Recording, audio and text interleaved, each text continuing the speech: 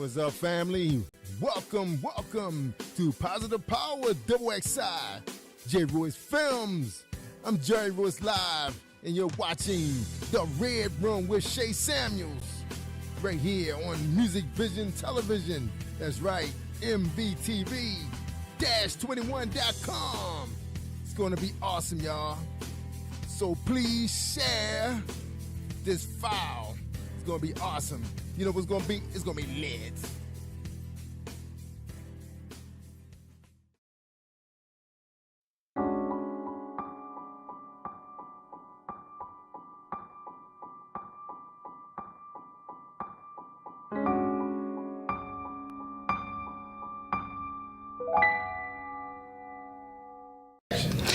Hello, I'm Dr. Eric Holmes, the author of The Power of the Sea and Soulful Prayers. That is #1 best-selling.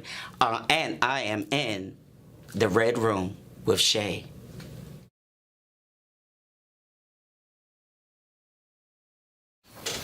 Welcome back to another episode of The Red Room. I am your host, Shay Samuels, and once again, we have an amazing topic and an amazing guest. As always, like I said, it gets better and better and better, and every guest that we have brings something different to the platform, so I'm excited to introduce to you today Mr. David Glover.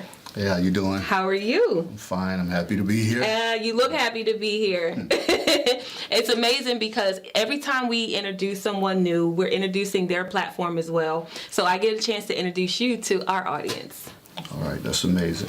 Like she said, I'm David Glover. I also have an alias, the Controversial Counselor. I'm originally from Niagara Falls, New York. Moved here to come work in the schools, Baltimore County school system. So I've been doing that the past 15 years. Eventually got promoted up to being the department chair of school counseling. I did like 8 years in high school, and now this is my 7th year in middle school. Mm-hmm. So that's definitely been a challenge, I'm sure. Yeah. So, and I'm also an author of the book Cocktail Conversations by the Controversial Counselor. Also, do like Facebook Live shows. Yeah.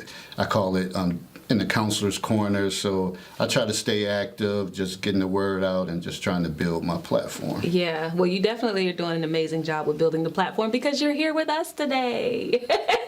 You're in the Red Room, so that means that you did some work. Put it that way. Faith without work is dead. But I like the fact that you were talking about being a counselor because, of course, with middle school comes dysfunction. And so I want to talk to you about that today because in this community that we're in right now, there's we're talking about training a child as they should go. We're talking about unity. We're talking about so many things to kind of bring the communities together. And although you may not be the actual community activist, you have a role to play in the children's lives. How does that work for you? Well, a lot of people say that the counselors, we're like the hub of a school. Mm-hmm. Because no matter what, everybody they come to us for all the we know all the answers pretty much. Yeah. So just the one to try to keep peace with the students, also administration, parents, staff, teachers. So we're like the liaisons. So if everything is good on our end, usually the school is rolling well. Good. And so when you deal with the children, you went from high school to middle school. How different of a transition was that for you?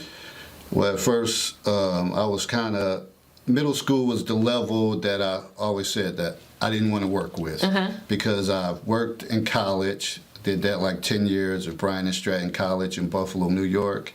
Then I also did 1 year in elementary, and then I did 8 years in high school. Mm-hmm. So I was really trying to avoid middle school, but certain things happened that I had to overcome, and then I got offered a department chair position at Golden Ring Middle, and I said, well, it's time for me to pack my lunch and get ready for middle school kids. And it's been, now I don't even think I would go anywhere else. Wow. They're hilarious. Wow. And they challenge you all the time, and just their thought process, it kind of keeps you going. So I have a funny question. How much of you do you see in the children that you are dealing with now in middle school?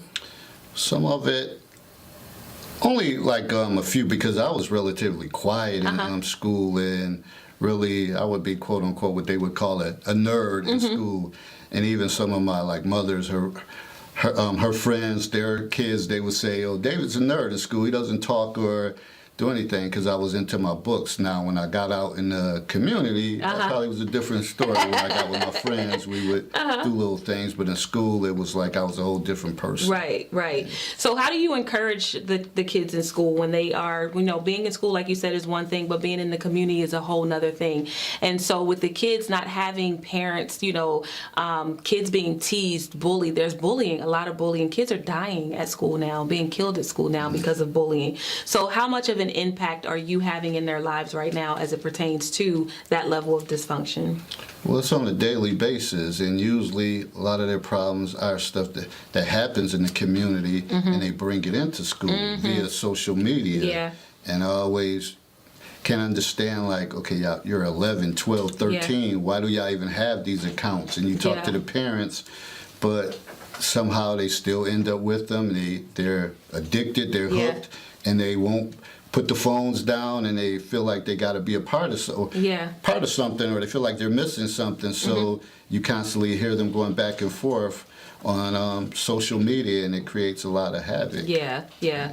That's the downfall too, because there's so many opportunities for them to get a hold of different things. Whereas before, I don't want to say like in your time, but I'm going to say back in your time, there was none of that.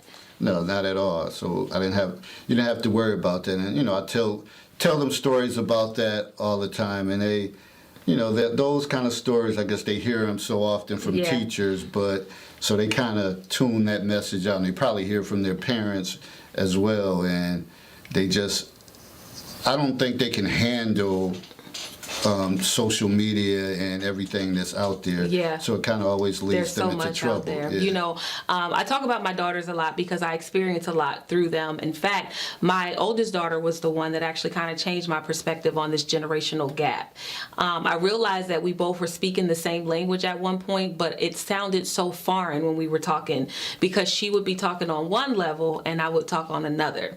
And then it would kind of like one day we just stopped and we listened to one another, and we realized we're saying the same thing. We're saying it from different perspectives, but we are saying the same thing.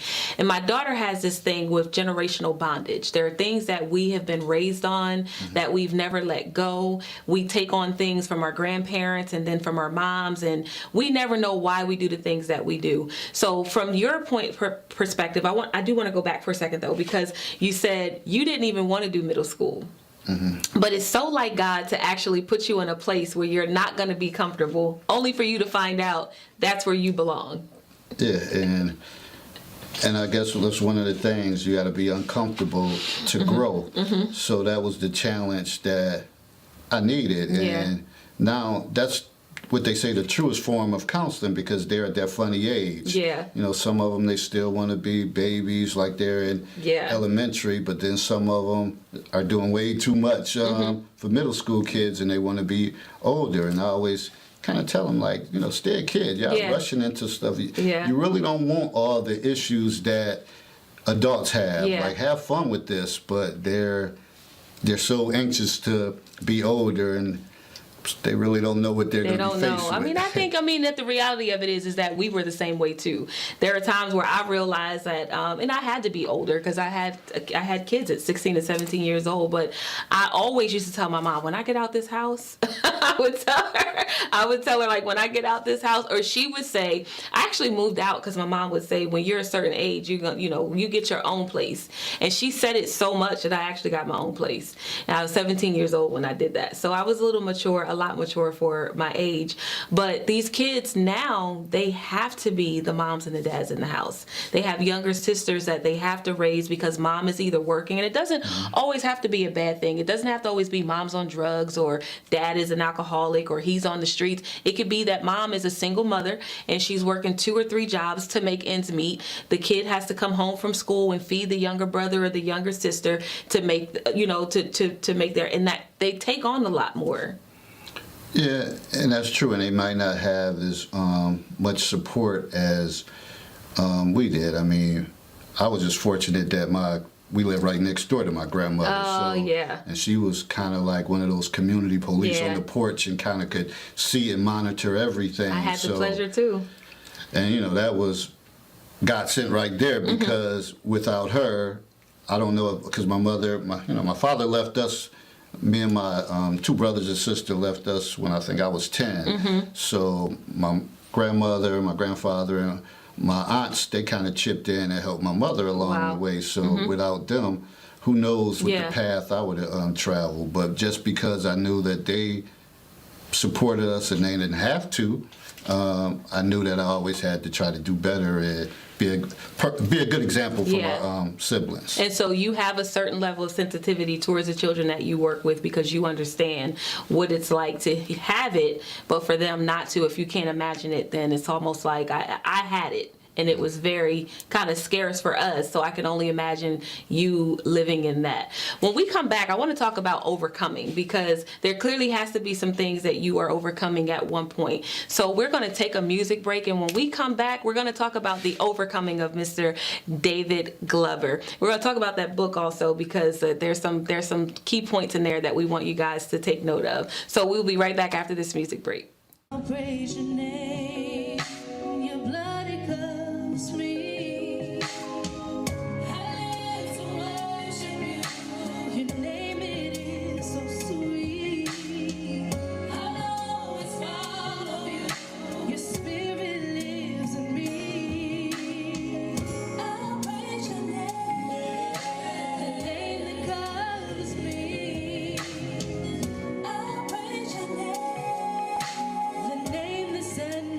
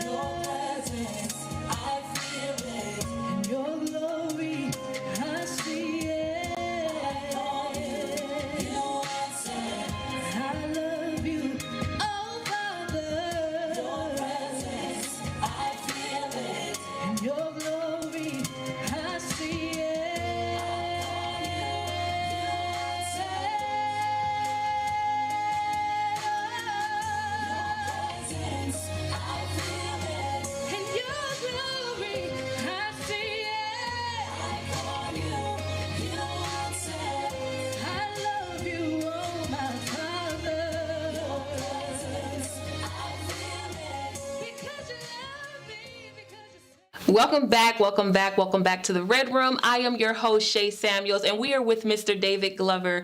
We are going to be talking about dysfunction in the community. We're actually on the other side. I hope that you enjoyed that music break, but we're on the other side. We're on the side of overcoming.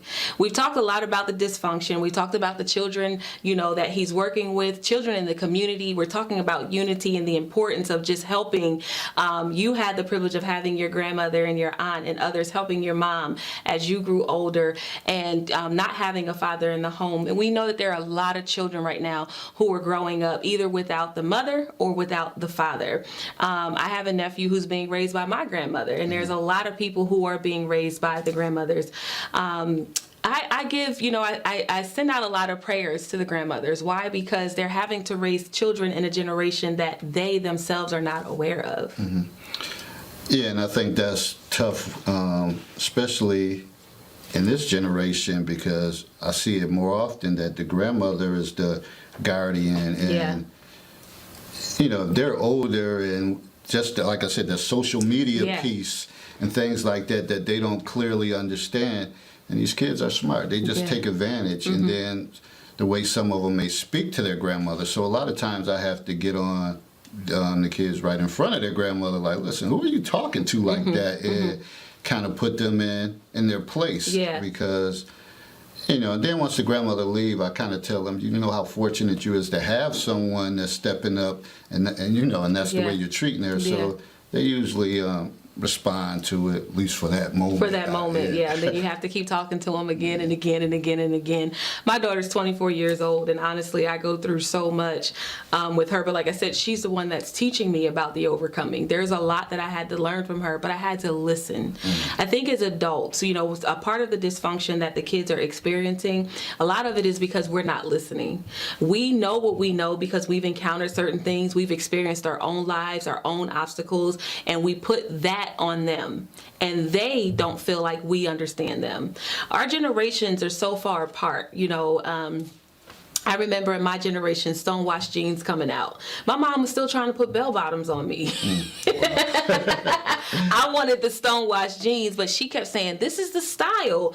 And unfortunately, that wasn't the style then. It came back eventually. You see kids wearing bell bottoms now. But we're at this point now where we're kind of at the kids' mercy. Why? Because they have the answers. We're just not listening. Yeah. And if they can, with the internet and social media, they have means to find the answer where we didn't have it. And I would go to my grandmother's house and look in the encyclopedia, but that was boring. But they have it right there in their hands. So I always tell them, y'all have a lot of knowledge right in front of you. But at the same time, sometimes I think they have too much in front of them that they don't always do a good job with. But let's talk about that, though, because even with the knowledge that they do have, and we understand that there's so much knowledge out there, that would challenge us as adults to actually go out and get the same knowledge. Think about basketball. If you have a basketball team, the opponent on the other side, you're going to study your opponent. Boxing, you study your opponent. Football, you study the opponent. And so if the children are out there and we know they have that much information, why aren't we going out to seek the same level of information? I know for me, I used to listen to rap not because I liked it, but because I wanted to hear what my children were listening to. There were actions behind the music that actually helped me understand why they were acting the way they were acting. And it's funny that you say rap, because I remember going to a conference in New Orleans years ago, and this one speaker said, if you don't know hip hop, if you don't understand hip hop, you will not have no relationship with children at this point. And it was so true, because just listening to their slang, their lingo, if you don't. And a lot of times there's some teachers come up, well, they said this, I don't know what that means. And I kind of just chuckle, and you have to explain, this is what they're saying. And then even sometimes the kids are explaining to teachers and stuff like what they mean by something. So you got to be informed, and you can't kind of tune it out and say, well, that's our generation. We did something differently. You can't do that. They're here, and Yeah. we gotta deal with it. You gotta adjust.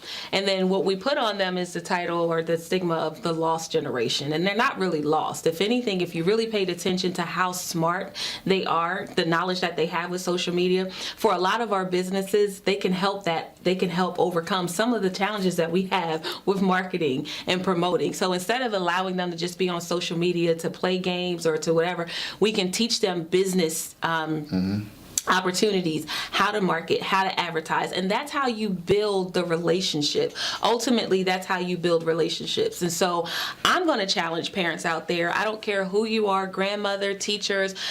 Understand the children's language today, because they do have so much information to empower them, but it can also empower you. If you sat down with one child, even as a counselor, if you sat down with one child and that child had, and you said, okay, here's what I want to do in this area or this arena for this purpose, that child will tell you A, B, C, D, E, F, G, all the way through to Z, how you can make that happen. Well, that's true. There's times that I might struggle with technology, and if I have a kid, and they, they kind of like, get out the way, Mr. Glover. This is what you need to do. You're missing this chord, and this is the reason why it's not working. Yeah. And I'm sitting there amazed, and I'm like, what if you just use that energy just how you showed me in classroom? And then they may say something, well, that's boring, but this is stuff I like. Yeah. But then I have to try to put all the pieces together and tell them how this is going to help them be well-rounded. Yeah. So it's always teachable moments. Yeah. And do you think that it's too much work, though, for us as parents and us as adults? We have so many things to do in our busy day lives that we just kind of overlook it, but we also want to complain about it, too. No, because I think sometimes if we wait too late, stuff hit the fan, and then we're trying to do damage control when it's too late, when we could have, if you just would have took the time from the beginning to kind of work through something, you might not go through some of the things that happen. So talk to me about some of the things that you had to encounter when you were growing up. Well, when I was growing up, like I said, my father, he was in my life until I was about 10, but he suffered from drug and alcohol abuse. So, and he was kind of abusive towards me because I was the first child, and he felt like my mother used to baby me because at the time I was the only child. So he used to always, when he'd be under the influence, he would come in and I would get a lot of the backlash. Wow. So it kind of taught me resilience. And at one point, as much as, sons want their father to be around, when he ended up leaving, I was kind of like, it's good. I can breathe now, and I don't have to worry about him coming in, being under the influence and kind of taking the stuff out on me. Yeah. And that was because of the vicious cycle, because his father didn't really claim him. Wow. So, that was tough. And then when I was younger, I was also sexually molested by a neighbor. So I had to overcome that. And that was one of the things that I never wanted to see any other children hurt. So I kind of took on the role in the neighborhood that I got your back. I don't care. It could be me and you against 10 other people. Yeah. I'm not going to tolerate bullying. So I think it all led me to end up being a counselor. And that was just, keeping my faith and staying grounded and like having, my private thoughts and prayers, like, because it was tough times that, definitely, like during the day and stuff like that, I'm busy. You don't think about it, but when you lay down, you think about all the stuff that's going on. There's a lot of times I would cry myself to sleep, but I knew when I got up that morning, I would have to keep it moving, and I can make a difference in someone else's life. Yeah, and I like that you took that. You said that you said something in the beginning, from pain to perseverance. Yes. And so you went from pain, and you understand what pain is. So talk to us about the perseverance. Perseverance was for me just overcoming and looking at my skill set to know, like, okay, I think I'm good with problem solving. It seems like I'm always the calm to other people's storm. Yeah. And I really, because at first I wanted to get into marketing and be a businessman, but then after talking to one of my kind of mentors in college, he said, well, looking at your courses, your skills is more toward like humanities and like social work and stuff like that.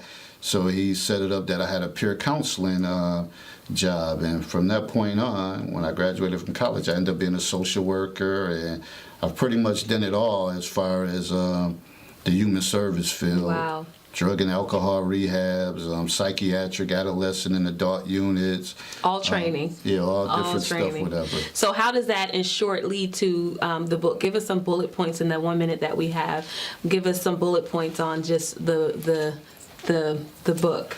Well, the book is based on scenarios, and it's typically is written based on relationships, friendships, family, child drama, the dating game, loyalty, mistrust, health, education, and work. So I compiled a lot of different scenarios over the years that may happen. I changed it a little bit to embellish it and to kind of protect the innocent, because some scenarios is from my family. They don't even know it. They don't even know it, but I kind of used them. I posted these scenarios on social media. I got a good response. People started inboxing me like, hey, when are you posting the next scenario? So it started becoming an everyday thing. Then people started sending me scenarios to post, and I kind of took that platform and made it into a book. So I wanted it to be something that we can have open discussion, because I feel like it's a lost art. People with the phone, cell phone, texting and stuff like that, I thought it would be able to open up dialogue and have people communicating, which is important. Oh, that's good. That's good. Well, Mr. David Glover, it's been a pleasure for me to have you on the show today. I've learned so much, and I want people to understand the importance of dysfunction, but overcoming pain to perseverance. All right, until the next episode, we want to thank you guys for tuning in again today. Meet up with Mr. David Glover and get his book, and make sure that you guys support his vision. Until next time, we will see you again. I'm Shay Samuels.